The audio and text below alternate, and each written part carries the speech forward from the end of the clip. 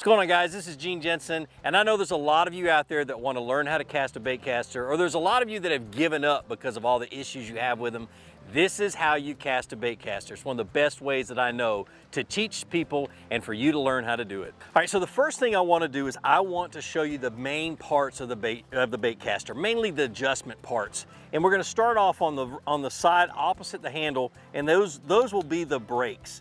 And this one has centrifugal brakes. There are some that have magnetic brakes, and the way you can tell the difference is the centrifugal brakes, you'll have to pop the side plate off, and the magnetic brakes will have a dial on the side, okay? And we'll get to how to adjust it for the weight of the lure here in just a minute.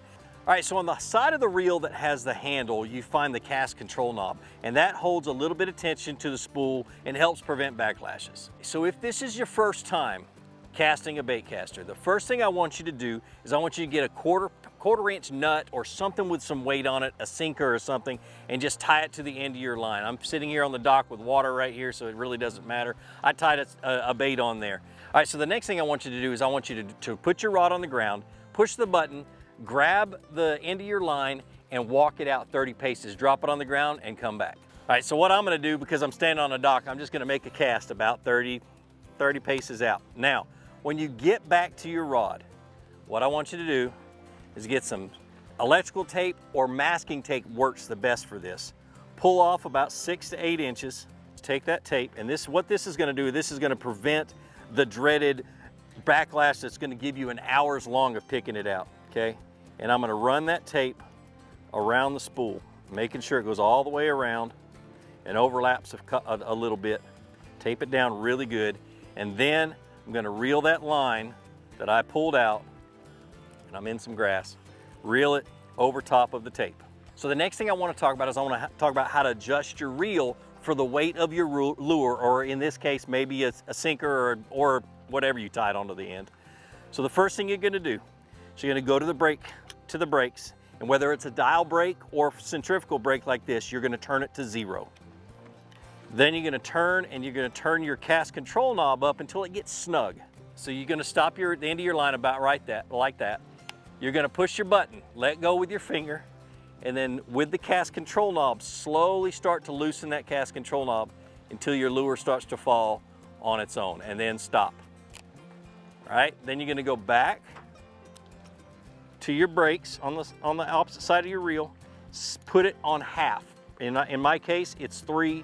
Some it's half is 5 or 6 or whatever, but just turn it back up halfway and you're ready to go. All right, so you're ready to cast. It's a lot simpler than you think. And you've got it set up to where if you do screw up, it's not gonna screw it up so bad that you lose your religion. All right, here we go. I'm gonna make a cast, and if I'm gonna backlash, it's gonna be right here, but it's gonna stop on that tape, and you're gonna know that, oh, I would have backlashed on that. Let's adjust a little bit, okay? So let's talk about the adjustments. One thing that you might do is you might let go a little bit early. So you gotta think of it like a baseball throw. I've got my thumb right here. I push the button down, and I'm feathering it with my thumb. I wanna keep my thumb on the line, or touching the line, but I don't wanna slow the spool down so much. I just wanna feel what's going on. So if anything is going bad, I can put pressure on it and stop it. Okay, so I'm gonna go, and I'm gonna cast out, and you hear it hitting my thumb, and that's what that sound is. Now, the easiest way to cast is gonna be sidearm. If you try this overhand stuff, you tend to mess up with your release point and everything else. So sidearm cast, and you're gonna release when the rod's about right there, just like you would a baseball. And then bring it back in and practice over and over again. And the key is practice. Get out in your yard and do it before you get out in the water and have to perform and catch fish and things like that, and you'll get better and better. When I first started, let me put it this way, when my father-in-law first forced me to learn how to cast a bait caster, this is how I learned, and I won't put one down now. So I hope you enjoyed this video. I hope you learned something. Get out there on the water, practice your bait caster, and eventually you're gonna get to the point where you don't want to put it down either.